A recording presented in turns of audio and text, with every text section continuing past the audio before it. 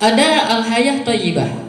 Kalau kita mengenal Allah, man amila salihan min zakarin aw unsa wa huwa mu'min falanuhyiyannahu hayatan thayyibah. Orang yang beramal saleh, laki-laki perempuan, syaratnya dia beriman, dia kenal dengan Allah. Maka janji Allah, falanuhyiyannahu hayatan thayyibah. Maka Allah akan beri kepadanya kehidupan yang baik. Maka sahabat sekalian, bahasa Sunda malamun nete semplek nincak semplak kieu salah kitu salah. Dari mana kita awali? Tobat heula, ayo balik sama Allah. Perbanyak istighfar. Ya, ini saya senang dengan Imam An-Nawawi pembahasan Riyadhus Shalihin. Bab pertama membahas ikhlas, bab kedua membahas taubat. Jadi kalau net tahu nggak nete semplek nencak semplak? Kieu salah, kitu salah, kumaha tuh? Sudah diam dulu, balik dulu ke Allah. Curhat ke manusia mah bisi jadi bocor. Mending curhat sama Allah. Ya. Sekali lagi, curhat ke manusia mah bisa. Kita hari ini dia sahabat dekat kita. Hari ini besok bisa jadi musuh kita atau jadi terbuka rahasia kita. Dibeja-beja kabatur. Allah tidak demikian. Maka curhat yang paling selamat sama Allah. Apalagi yang buat ahwat itu karena memang ada kebutuhan ahwat mah mengeluarkan kata-kata nanti lebih banyak daripada laki-laki. Iya. Dan itu harus keluar loh. Keluar gering kek. Iya. Makanya subhanallah ada dokter yang menyarankan. Ke ibu-ibunya ada dokter yang menyarankan, ibu maaf ya, ibu belajar ngobrol lah sama Allah, ngobrol sama Allah, ngobrolnya sama. Ya, amih teu loba nu ngadangu ngobrol nanti penting. Kan batur sare orang ngobrol sama Allah. Ya, baik. Falanuhyiyannahu hayatan thayyibah. Apa yang digarisbawahi? Wa huwa mu'min. Mukmin itu ma'rifatullah. Makanya tadi itu kuncinya, nete semplek, nincak semplak, kitu salah, kieu salah. Sudah, berhenti sejenak, balik dulu ke Allah. Saya jadi ingat ada orang ya, kisah nih. Karena dia mengeluhkan ekonominya, terus dikasih nasihat oleh seorang ustadz itu, ya sudahlah, sekarang mau perbaiki dulu hubungan kau dengan Allah, sok jaga sholat berjamaah. Marah kan? Ini temannya gitu ya, marah. Saya datang ke sini butuh pekerjaan, bukan butuh itu. Ya. Akhirnya dia bikin lamaran ke sini, ke sana kemari bikin lamaran. Sekian lama Allah oge nu manggil. Sampai akhirnya kepikiran tuh bahasa tadi. Ya sudahlah, kamu perbaiki dulu hubungan dengan Allah. Biar Allah memperbaiki hubungan kita, biar Allah memperbaiki urusan kita. Terngiang tuh di kepala dia. Sudah ke sana kemari, nyari kerjaan tidak dapat, ngalamar nyanggut gitu. Akhirnya teringat gitu. Dalam titik terakhirnya dia jadi ingat. Ya udahlah. Namang geus rek miluan we sakumaha nu tadi disarankan. Akhirnya dia jaga sholat berjamaah di awal waktu, terus jaga. Sampai akhirnya panggilan itu datang. Indahnya panggilan Allah. Ditelepon. Bapak nanti ditunggu sama direktur jam sekian. Contohnya hari Senin jam 1 Pak ya, karena nanti jam ini ada perlu. Udah gitu teh, datang lagi panggilan dari yang lain. Bapak hari Senin ditunggu. Lihat di hari yang sama. Tapi bagaimana Allah indahnya mengatur. Bapak karena bosnya ada perlu nanti di duhur, Bapak pagi-pagi ya ke sini. Lihat. Waktu tidak dibentangkan. Gitu. Jadi sahabat sekalian, bagaimana mungkin seorang kekasih membiarkan kekasihnya? Dan tidak ada cintanya yang luar biasa dibanding dengan Allah kepada hambanya yang soleh. Jadi bagaimana mungkin kalau kita ini sudah menjadi kekasih Allah, Allah membiarkan kita, tidak ngurus kita, tidak menolong kita.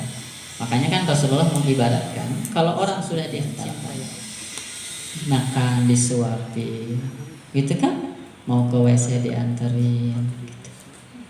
Artinya Allah akan fasilitasi urusan-urusan. Baik sahabat sekalian, nah ini kehidupan yang baik kalau kita beriman. Berikutnya ada kekuasaan. Butuh tidak kekuasaan? Butuh tidak kekuasaan? Halo? Butuh. Mungkinkah tertegak agama tanpa kekuasaan? Mungkin? Kalau Rasulullah itu penguasa bukan? Rasulullah itu penguasa bukan? Halo? Rasulullah itu pimpinan negara bukan? Nabi Musa pimpinan bukan? Nabi Daud? Nabi Sulaiman? Cari nabi yang tidak menjadi pemimpin di tengah-tengah kaumnya, yang hanya jadi ulama saja. Cari. Nabi Naum anu ngajarkan agama dan dia tidak terlibat dengan orang-orang zalim di sekitarnya. Ibrahim dengan Namrud. Nabi Nuh. Sok cari nabi yang tidak berhadapan dengan penguasa yang zalim. Adakah? Jangan pikir kita kenal Imam Mazhab, Imam Maliki, Imam Hanafi, Imam Syafi'i, Imam Ahmad, mereka tidak berhadapan dengan penguasa zalim. Jangan menganggap hanya diam duduk, subhanallah, subhanallah, subhanallah. Imam Malik luar biasa sampai patah tangannya. Imam Hanafi sampai dicambuk oleh ibunya. Sudah itulah ilmu yang gitu, membuang saja wahai umat. Tapi dia tidak mau. Imam Syafi'i sama sampai dicambuk. Ya, Imam Ahmad sampai mau dipenggal. Dan mereka berani menyuarakan kebenaran itu. Halo? Gitu. Ya? Nah, jadi kita butuh. Cuma ya kalau kita mampu jadi, kalau tidak mampu siapkan orang yang mampu. Kalau tidak mampu siapkan orang yang mampu. Al-Fatih tidak ujuk-ujuk tuh, tapi di belakangnya luar biasa, ulama yang saleh. Benar kan? Nah, janji Allah, wa'adallahu alladziina aamanu minkum wa 'amilus shalihati la yastakhlifannahum fil ardh. Ini di surah An-Nur ayat 55. Yang pertama kali disebut itu adalah la yastakhlifannahum fil ardh kama stakhlafal ladziina min qablihim. Punten dibuka An-Nur ayat 55. Atau yang sudah hafal apa kelanjutan? Kama stakhlafal ladziina min qablihim wala yumakkinanna wala yumakkinanna alladziina wala yumakkinanna lahum dinahum alladzi irtada lahum wala yubaddilannahum min ba'di khaufihim amna ya'budunani la yusyrikuna bi. Perhatikan. Tuh ada istikhlaf. Yang kedua ada tamkinuddin, kokoh agama itu setelah disebut ini. Tidak menyebut akan kokoh agama dulu, tapi disebut kekuasaan dulu. Baru kemudian kokoh agama. Baru kemudian wala yubaddilannahum min ba'di khaufihim amna. Allah ganti ketakutannya dengan keamanan. Karena kesejahteraan, keamanan hanya muncul ketika dengan ketentuan yang benar. Ini indah. Allah nggak sembarangan tuh. Mulai dari kekuasaan, lalu kokoh agama, lalu hidup sejahtera. Jadi dari mana bicaranya? Kan gitu. Mungkinkah ada kesejahteraan ketika umat tidak paham dengan agama? Nggak mungkin. Yang kaya akan semakin kaya, lalu kemudian menindas yang miskin karena dia tidak beragama, ya kan? Tapi ketika agama ini kokoh, maka insya Allah, dan agama ini kokoh ketika ada kekuasaan. Dari kekuasaan akan kokoh agama. Ketika kokoh agama, lihat efeknya. wala yubaddilannahum min ba'di khaufihim amna. Baru setelah itu puncaknya ya'budunani la yusyrikuna bi. Akhirnya mereka beribadah kepada Allah, tidak menyekutukan Allah. Ini kunci sukses dakwah. Jadi sekarang ukur saja dakwah kita sudah sampai di mana. Mau ngobrol tentang ya'budunani wala yusyrikuna bi, wah jauh. Hari ini banyak menyaksikan kesyirikan. Mau ngobrol tentang keamanan, orang-orang merasa sejahtera, ayeuna atau ya sejahtera malah aya BLT. Ayeuna aya bantuan Covid-nya pagelak-gelak. Hari kesejahteraan malah gitu atuh. Tek ngobrol tentang agama, tuh lihat kemarin rame kan masalah penghinaan dengan pembuatan karikatur. Dan belum selesai sampai hari ini. Iya kan? Dari mana? Seperti ini. Tapi tetap kembali, apa persiapan kita? Amanu wa amilu. Kumaha tuh biar kita dikasih kekuasaan? Ya tuh benar-benar heula tah pribadi-pribadi masyarakatnya, keimanannya dan amal soleh. Makanya dari mana kita mulai? Ku anfusakum wa ahlikum. Tapi nggak cukup pribadi-pribadi baik. Pribadi-pribadi baik tidak terorganisir, tidak ada orang kuat, habis. Sekali lagi, orang-orang saroleh luar biasa ahli ibadah, tapi tidak ada orang kuat yang menolong, tidak ada orang kuat yang menjaga, habis nanti. Bagaimana kisah tentang 30 September 48 Madiun? Siapa yang jadi sasaran utamanya? Orang-orang soleh, ulama-ulama. Benar enggak? Bayangkan itu.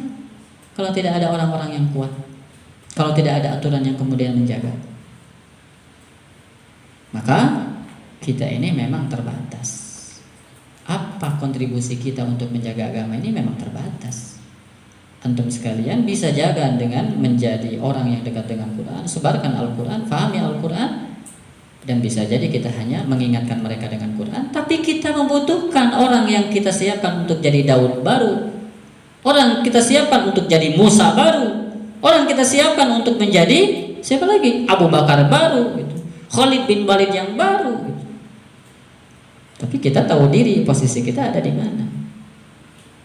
Ya, saya suka tersenyum kalau ini lah cenah lamun Ustadz Saleh nama, saya ini orang lemah. Komo di PNS-nya gitu. Jadi saya senang ketika nanti ada binaan, ada yang ngaji, dia kuat, dia strength, siap berhadapan. Tapi dia soleh, hafal Quran, mantap. Ya. Jadi sahabat sekalian, nah ini janji Allah, tapi syaratnya tadi luhur, amanu wa amilus sholih. Sekarang tinggal ukur saja keimanan kita, tawakangan nilai batu. Ukur nilai keimanan kita, ukur nilai amal soleh kita, lalu kita saksikan secara umum bagaimana iman dan amal soleh lingkungan kita, bagaimana iman dan amal soleh di seputar kita. Kalau sudah masif, sudah bagus, nggak mungkin lah lahir pimpinan yang tidak bagus, karena pimpinan itu lahir dari masyarakatnya. Pimpinan itu akan jadi cerminan dari masyarakat. Bisa dipahami? Lain ngajak jadi khilafah ya. Orang mah kalau saya memahami khilafah teh eta we sok buang sampah pada tempatnya, bebersih supaya henteu kebanjiran, itu aja dulu lah. Ya. Karena untuk nanti jadi presiden, jadi caleg kan aya waktuna. Benar enggak? Kita akan terlibat sesuai dengan bagian kita. Tapi setelah itu kita ada di kultur biasa, ada di bagian. Biarin itu urusan mereka. Kita sudah amanahkan kepada mereka, kita sudah titipkan. Sedangkan kita sibuk kembali dengan Quran, sebarkan nilai-nilai Quran. Ya, kita bina orang-orang yang hafal, faham. Lalu kita siapkan orang-orang yang jiwanya seperti Khalid, yang jiwanya seperti Umar bin Khattab, yang jiwanya seperti Abu Bakar, yang jiwanya seperti Utsman. seperti Arif. Seperti siapa? Amin. Halo? Terus bisa dipahami? Nah, mudah-mudahan tidak salah paham ya. Oh, berarti ini ujung-ujungnya enggak. Kita ini tidak menafikan kekuasaan. Orang-orang dulu begitu. Kekuasaan dengan agama ini seperti dua sisi uang, dua sisi mata uang. Tidak bisa dipisahkan. Agama akan kokoh ketika ada kekuasaan. Kekuasaan akan terarah ketika ada agama. Sekali lagi, kekuasaan akan terarah ketika ada agama, dan agama akan kokoh ketika ditopang dengan kekuasaan.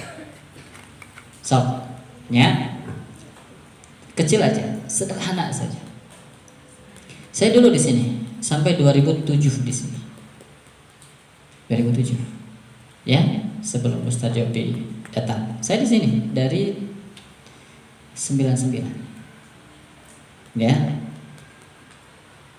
Saya tinggal di ruangan ini nih, setubek. Itu teh kobong, jeung istri, jeung budak, ya, gitu. Saya tinggal di sini sampai hampir 2007. 2005, 2004 akhir anak saya mau 2, lalu kemudian saya ikut ujian. Allah mentakdirkannya begitu, lulus.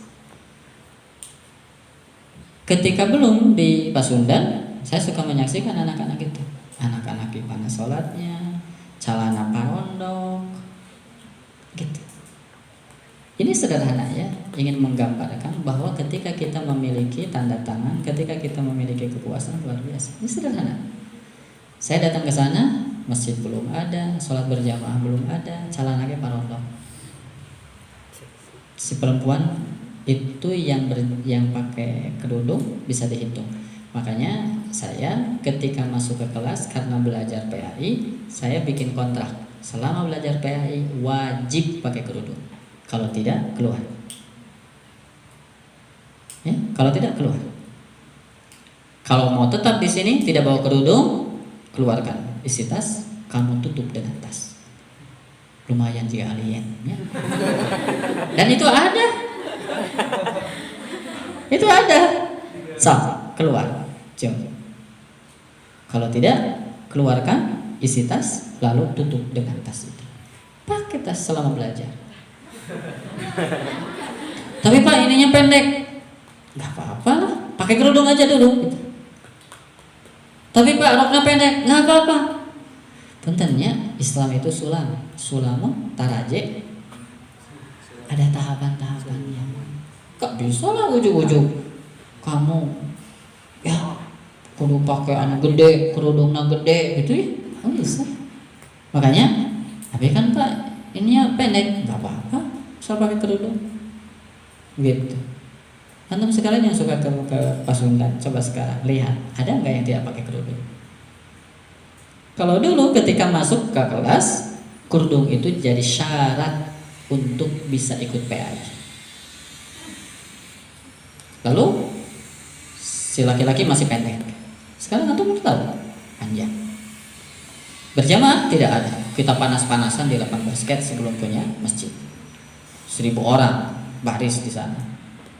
Kan begitu. Nikmati saja kan punya masjid dan sebagainya. Berjamaah, duha. Coba itu sedikit. Coba kalau skalanya besar. Gak usah banyak ngobrol. Antum jadi gubernur, mau sholat tekudu lobang ngobrol. Sholat tekudu. Ngadehem wae ge langsung tak bawahan teh. Benar enggak? Ya, tok luar biasa. Tanda-tangannya sakti itu loh. Ya, baik. Kita butuh orang-orang itu ya. Mudah-mudahan nih tidak salah paham ya.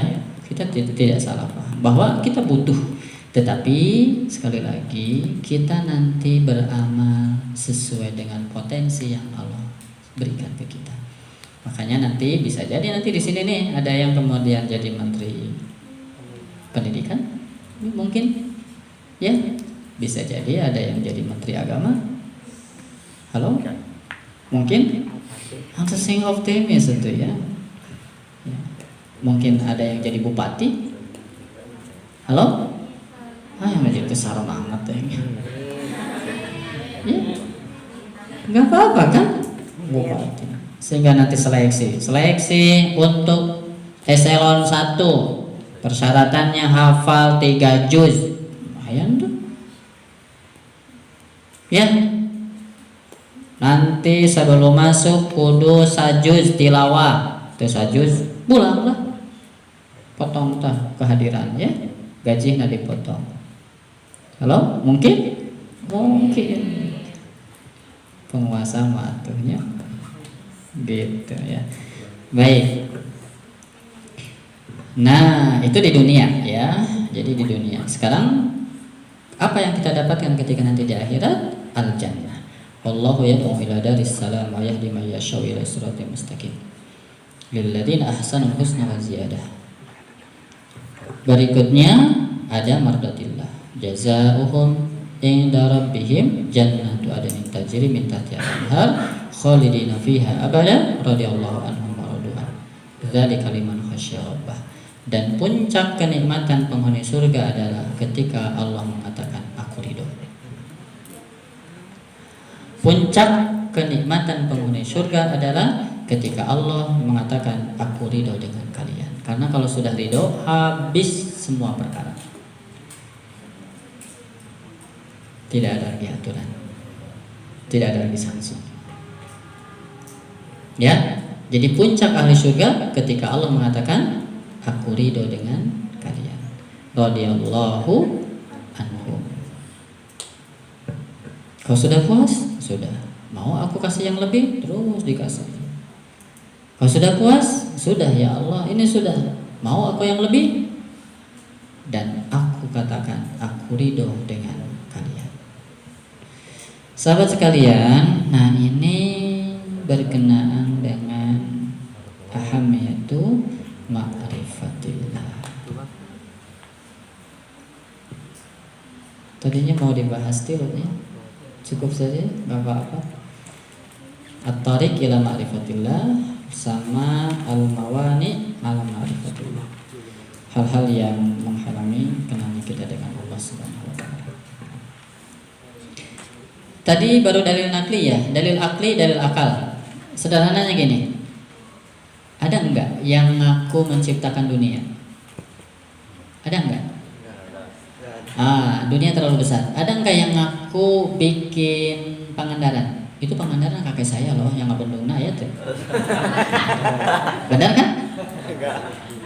Pangandaran enggak ada yang ngaku. Itu tuh Gunung Galis tuh, Gunung Galis enggak ada yang ngaku. Gunung Gelisna geus aya, Pangandaranna geus aya, kan gak mungkin ada, tidak ada pencipta. Dan yang aku hanya Allah. Kul man rabbus samawati wal ardh. Kulin. Enggak ada tuh manusia sehebat-hebat lagi. Si Presiden Amerika sekarang siapa? Donald Trump. Tuannya ngaku bumi diciptakan ku saya, era sendiri atuh. Bumi geus deula manehna lahir panduri. Jadi ini dalil akli gitu loh, ya ini dalil akal dan butuh dalil akal itu. Nah dalil fitrah, apa dalil fitrah? Nih orang di titik terakhirnya pasti akan balik ke Allah. Contoh, lamun sakit puyeng, nano diingat? Pusing, apa yang diingat? Obat non, ibu sih? Panadol. Oke. Tuh pusing, boleh hilang Panadol gitu. 3 hari can sembuh. Apa yang diingat? Klinik. Masya Allah. Kalau ke klinik, ya. Klinik. Dokternya spesial, dokter umum? Umum pada agami murahnya. Dikasih obat kesembuh, akhirnya dokter spesialis. Benar kan? Cek dokter spesialis, maaf ibu ya, saya tidak bisa bantu. Apa yang dikatakan? Ya Allah. Benar enggak? Ini dalil fitrah.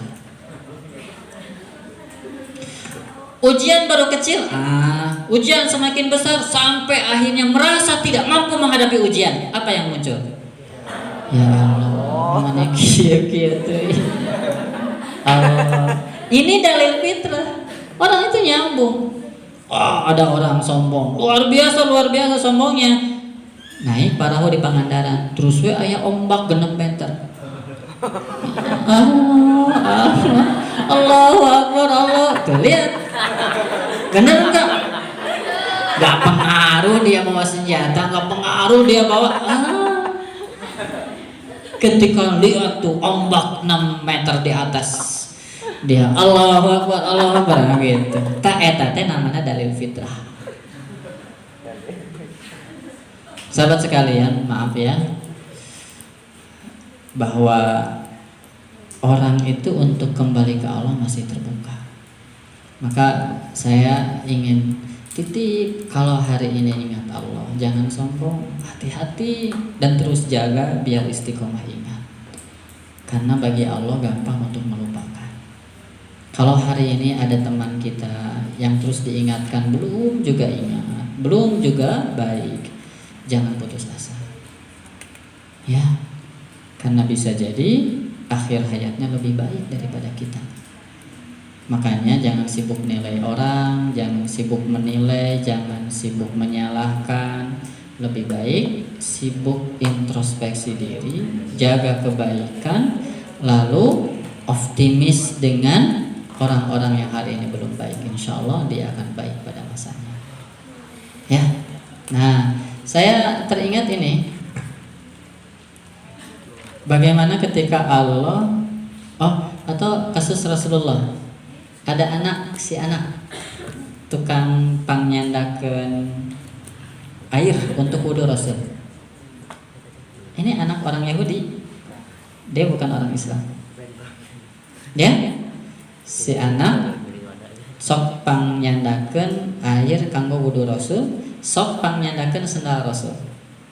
Dia bukan orang Islam. Dia orang Yahudi, bapaknya Yahudi. Ketika sakit, Rasulullah nengok. Ketika nengok, karena dia sedang dalam keadaan sakratul maut, dia parah sakitnya, kata Rasul, katakan, wahai anakku, la ilaha illallah. Si anak teh ngalieu ke bapana, karena bapana bukan orang Islam. Seakan-akan kumaha pak gitu. Ya? Si anak itu lihat ke bapaknya. Lalu kata Rasul, katakan la ilaha illallah. Ngalihat deui ka bapana. Kata bapana teh, ikuti Abul Qasim. Ikuti Abul Qasim. Akhirnya si anak itu la ilaha illallah. Wafat. Meninggal. Teh hirup deui gitu. Teh hirup deui nepi ka ayeuna nya.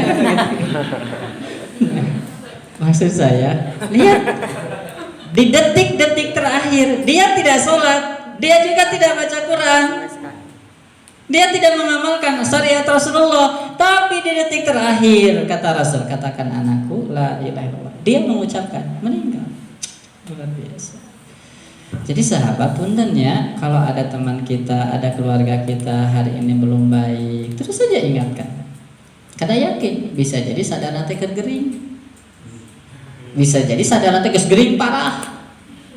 Ya, geus gering parah. Jadi ingat ka urang, kata puntenlah pamanggilkeun si anu. Oh. Kita datang, tolonglah bimbing saya. Sok atuh ya, katakan la ilaha illallah. Bisa jadi demikian. Makanya selama dia hidup, selama aku hidup, terus watawasau bil haq watawasau bis. Kecuali aku mati duluan atau dia mati duluan. Kalau kita sudah mati, tong ajak deui. Halo? Terus mati, cek sholatullah gitu. Gitu. Atau dia yang mati duluan, dan dia mati duluan belum dalam keadaan baik, geus teu kudu diajak deui. Gitu kan? Aku mati duluan atau dia mati duluan. Begitu. Ya. Baik sahabat sekalian, tadi nama badeka jam 10 tos Lampung 40 menit ya. Saya yakin lihat wajahnya, wajah-wajah yang sudah paham ingin selesai. Jadi tidak ada pertanyaannya. Insyaallah mudah-mudahan ada waktu untuk at-tariq ila ma'rifatillah, al-mawani ala ma'rifatillah. Insyaallah nanti kita akan lanjutkan. Aku qouli hadza astaghfirullah wa sallallahu ala Muhammadin wa ala alihi washabihi ajmain. Assalamualaikum warahmatullahi wabarakatuh. Waalaikumsalam.